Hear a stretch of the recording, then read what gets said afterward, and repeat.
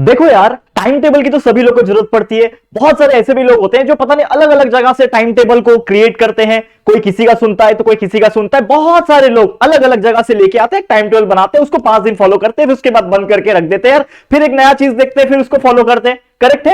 And उसके बाद फिर उसको बंद करके देखते हैं। मतलब कोई भी ऐसा व्यक्ति नहीं होगा जो 101%, मतलब 101% तो होता नहीं है, लेकिन 100% उस चीज को फॉलो करे।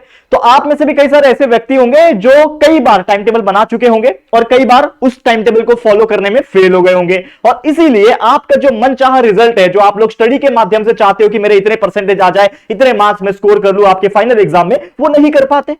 तो क्या ऐसा चीज है जो आपको रोक रहा है, और क्या ऐसा चीज है जो टाइम टेबल में आपका लैग कर रहा है कि आप फॉलो नहीं कर पा रहे? तो आज आपको एक ऐसा चीज बताने वाला हूं कि अगर आप इसको फॉलो करोगे तो definitely you can create your own time table and you can follow also. अगर आप फॉलो कर भी लोगे उसको तो डेफिनेटली वो चीज आपको बहुत ज्यादा हेल्प करेगा आपके गोल्स को अचीव करने में, आपके परसेंटेज को, what ever percentage you want, आप जो भी चीज करना चाहते हो स्टडी में वो आप अचीव कर पाओगे।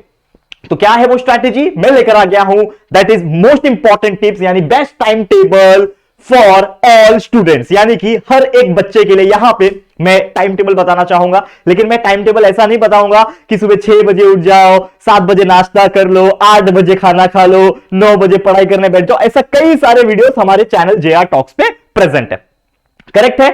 तो आप लोग को यह चीज तो मैं बिल्कुल नहीं बताने वाला। अब यहां पे मैं इंपॉर्टेंट चीज ये बताना चाहता हूं कि देखो, वो सब टाइम टेबल तो हमने कई सारे बार बताए हुए हैं, हमारे जेआर ट्यूटोरियल्स पे बताए हुए, जेआर टॉक्स पे बताए हुए, तो आप तो वो फॉलो करो, कोई प्रॉब्लम नहीं है। लेकिन एक अनोखा ट्रिक जो मुझे अभी मुझे सूझा है कि मैं ये चीज कर सकता हूं, और मेरे को लगा कि यार मैं आपको भी बताना चाहता हूं ये चीज। तो क्या आप ये चीज फॉलो करोगे? क्या आप इंटरेस्टेड हो? तो डेफिनेटली ये वीडियो देख लेना, एंड तक आपको पूरा अच्छे से समझ में आ जाएगा। ठीक है, चलिए वीडियो की शुरुआत करते हैं। नमस्कार दोस्तों, मैं हूं राहुल जायसवाल एंड स्वागत है आप सभी का हमारे यूट्यूब चैनल जेआर टॉक्स में। तो सबसे पहले time table is divided into 6 major categories. यहां पे आप देख पा रहे हो एकदम अच्छे तरीके से मैंने इसको फ्लो चार्ट के माध्यम से, एक चार्ट के माध्यम से इसको बताया हुआ है। अब इसको वन बाय वन हम लोग क्या करेंगे, डिस्कस करेंगे बच्चे लोग आप ही के सामने। सबसे पहला जो हमारा क्लासिफिकेशन हो रहा है टाइम टेबल का वो है फ्रेश स्टार्ट। अब फ्रेश स्टार्ट का मतलब क्या होता है, देखो ध्यान से सुनना बच्चे। फ्रेश स्टार्ट का मतलब यह होता है कि देखो आपकी दिनचर्या की शुरुआत कैसे होती है। जैसे कि बहुत सारे लोग हैं जो 10-10 बजे 11-11 बजे उठते हैं सो के, बट मुझे ऐसा लगता है कि आप लोग सभी लोग स्टूडेंट हो, कॉलेज जाने वाले होंगे, स्कूल जाने वाले होंगे, तो मोस्ट ऑफ दी स्टूडेंट 99% में बोल सकता हूं कि आप में से सभी लोग ऑलमोस्ट सुबह 6 या 7-8 बजे के बीच में उठ जाते होंगे। आपका जो भी स्कूल या फिर जो कॉलेज का या फिर जो क्लासेस होता है उसके टाइमिंग्स के अनुसार उठ जाते होंगे, कोई परेशानी नहीं है। लेकिन वो उठने के बाद क्या आप उस डे को, उस दिन की शुरुआत को अच्छी तरीके से कर पा रहे हो? क्या आप उस दिन की शुरुआत को यूटिलाइज कर पा रहे हो in terms of your study? तो अगर ऐसा आप नहीं कर पा रहे हो तो कहीं ना कहीं आप अपना जो फ्रेश स्टार्ट है वो क्या कर रहे हो, वो कहीं ना कहीं नल एंड वॉइड कर रहे हो, यानी कि यार उसको वेस्ट कर रहे हो यार। तो यार जो दिन की शुरुआत होती है ना, it is the most powerful energetic session होता है वो, जो दिन की शुरुआत होती है। और हमारे बॉडी में ना एनर्जी बहुत होता है। अब आप बोलते हो सर सुबह सुबह उठ के तो नींद आती है, करेक्ट है, ठंडी है, थोड़ी बहुत नींद आएगी यार, कोई प्रॉब्लम नहीं। देखो मैं भी हुडी वुडी पहन के आ गया, मुंबई में भी इतनी ठंडी पड़ रही है। हम तो दिल्ली वगैरह में देखते हैं, जब मैं दिल्ली में रहता था तो दिल्ली में हो गया, यूपी हो गया, ये सब जगह, मतलब नॉर्थ साइड से बिलोंग करता हूं मैं नॉर्मल तौर पे देखा जाए तो यार इतनी ठंडी लगती है ना, तो मतलब कांप जाता है। लेकिन यार हमारे महाराष्ट्र में यार इतनी ठंडी लगेगी, मतलब मैं सोच नहीं सकता। करेक्ट है। तो यहां पे मैं बताना चाहूंगा सबसे इंपॉर्टेंट चीज कि अगर आप दिन की शुरुआत अच्छी तरीके से करते हो तो definitely you can utilise your time and also आप उस चीज को अच्छी तरीके से क्रिएट कर सकते हो। जैसे एग्जांपल के तौर पे मैं बताऊंगा, अच्छे तरीके से समझेगा।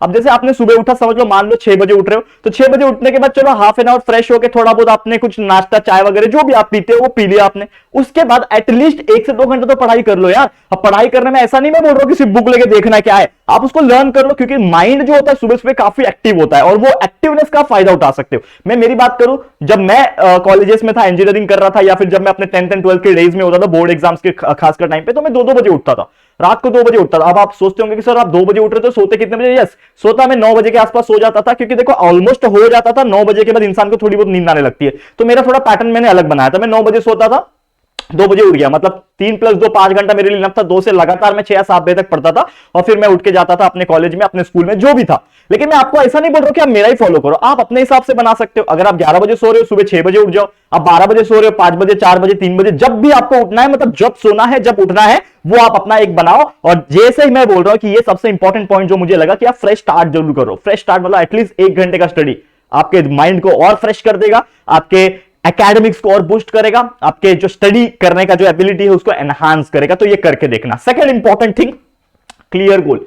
बच्चों को पता ही नहीं है क्या करना है क्या पढ़ना है। अब समझ लो, मान लो कि आप सुबह उठ गए, ठीक है, रात को सोए मस्त, सुबह उठ गए। अब सुबह उठने के बाद आपको पता ही नहीं है मेरे को करना क्या है। भाई हम लोग तो, कुछ लोग तो ऐसे होते, सोचते अरे आज अपना दिन में कैसे बिताऊं, आज मैं क्या खाऊं, आज मैं क्या पहनूं, आज मैं किधर घूमने जाऊं, इस प्रकार की सोच रखते हैं।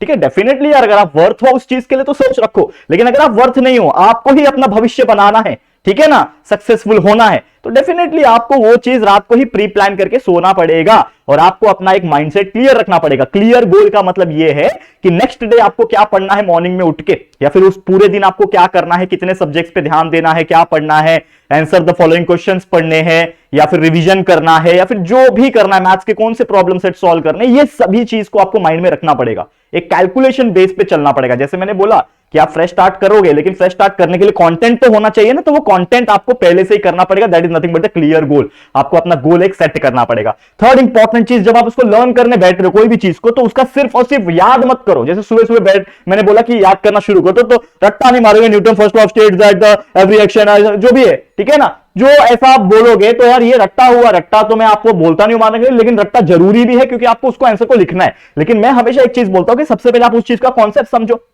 न्यूटन फर्स्ट लॉ क्या बोलता है कि यार कोई भी ऑब्जेक्ट जब तक नहीं हिलेगा जब तक इसके ऊपर कोई एक्सटर्नल अनबैलेंस फोर्स अप्लाई ना हो। ठीक है, तो आपने कॉन्सेप्ट समझ लिया, अब इसको बस इंग्लिश में कन्वर्ट करके लिख देना है। तो अगर आपको कॉन्सेप्ट भी आता है तो आप उसका आंसर लिख पाओगे, लेकिन उसको याद भी करना है। मतलब कॉन्सेप्ट पढ़ो, उसके बाद हार्डकोर लर्निंग भी करो, तब जाके आपको वो चीज इतना स्ट्रांग हो जाएगा कि आप भूल भी गए आंसर को तो भी आप उसका आंसर लिख के आ सकते हो, क्योंकि you know the concept. Concept कहां से मिलेगा? वीडियोस देखो, ऑनलाइन लेक्चर्स अवेलेबल है, हमारे वीडियोस पूरे अवेलेबल है, सब चीज देख सकते हो जेआर ट्यूटोरियल से, और भी बहुत सारे चैनल से, आप उनको भी फॉलो कर सकते हो, कोई परेशानी नहीं है। एक या दो, नेक्स्ट डे में बात करूं, एक या दो सब्जेक्ट एवरीडे। मतलब क्या है, बहुत सारे बच्चे एक ही दिन पूरा एक ही सब्जेक्ट बैठ के ले जाते हैं, तो ये भी आप कर सकते हो। लेकिन मैं आपको इतना बोलूंगा, ज्यादा से ज्यादा करना तो एक या दो करना, ये मैं बोल रहा हूं। आपको 3 या 4 नहीं करना। बच्चे क्या करते हैं, 2 घंटा साइंस पढ़ लेता हूं, 2 घंटा मैथ सॉल्व कर लेता हूं, अरे 2 घंटा हिस्ट्री पढ़ लेता हूं, 2 घंटा सिविक्स पढ़ लेता हूं, 2 घंटा ज्योग्राफी भी पढ़ लेता हूं, हो गया 10 घंटे का पढ़े, अरे मेरे 5 सब्जेक्ट की पढ़ाई की। ऐसा नहीं होता भाई।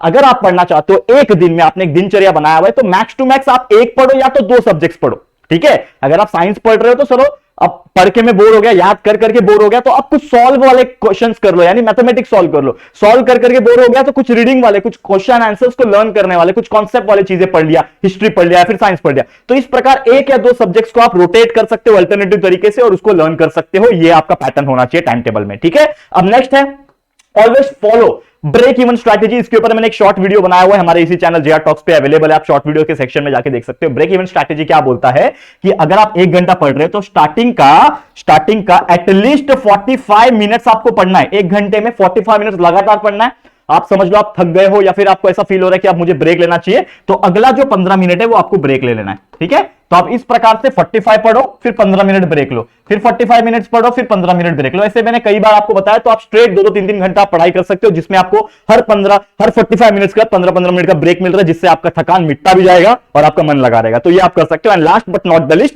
ये जितना भी चीजें आपने किया होगा, अगर आप दिन के एंड होते होते उसको रिवाइज नहीं करोगे तो उसका कोई फायदा नहीं है। तो आपको एलएमआर करना, यानी लास्ट मोमेंट रिवीजन करना है। ठीक है, लास्ट मोमेंट रिवीजन बहुत ज्यादा जरूरी है। अगर कोशिश हो सके, मतलब अगर आपके पास टाइम है तो 1 से ज्यादा करना, मतलब 1 या 2 बार कर लेना। लेकिन अगर फिर भी टाइम कम बचता है, एटलीस्ट 1 बार तो आपको रिवाइज करना है। जो भी आपने सुबह से लेकर शाम तक पढ़ा है उसको एक बार देख लो, रिवाइज कर लो, जिससे आपका पूरा दिन एक कंप्लीट होगा, फ्रेश स्टार्ट से लेके एंड तक, एलएमआर तक, लास्ट मोमेंट रिवीजन तक। तो ये साइकिल कंटिन्यूस चलना चाहिए जब तक कि आपका गोल अचीव ना हो। और आपको गोल अचीव करना है, मार्क्स लाना है, तो definitely you can follow. And मुझे ऐसा लगता है अगर आप फॉलो करोगे तो डेफिनेटली आपको मिलेगा आपका मनचाहा रिजल्ट। जी हां दोस्तों, तो करके देखना। इसी के साथ आज का वीडियो मैं एंड करता हूं। ठीक है, अब हम मिलेंगे एक और वीडियो में, लेकिन मैं आपसे सजेशन के तौर पे जानना चाहता हूं कि आप लोग कमेंट करके मुझे बता सकते हो कि आपको ये वीडियो कैसा लगा, आपको और कौन से टॉपिक्स के ऊपर वीडियो चाहिए। देखो, हम ऐसे ही वीडियोस बनाते हैं इस चैनल के ऊपर। आप देखोगे तो लगभग 95 के आसपास हमारे सब्सक्राइबर हो चुके। तो यार आपसे एक थोड़ा सा हेल्प चाहिए, आप सपोर्ट करो और फटाफट 5000 और कंप्लीट करके हमारे इस चैनल पे 100K की जो जेआर फैमिली है वो कंप्लीट कर दो। ठीक है, तो प्लीज सपोर्ट बनाए रखना। वीडियो पसंद आए तो लाइक करना, शेयर करना दोस्तों के साथ, और पहली बार चैनल पे आए तो चैनल को सब्सक्राइब जरूर से करना। ठीक है दोस्तों, तो जल्दी मिलेंगे एक और वीडियो में। तब तक के लिए thank you and good bye.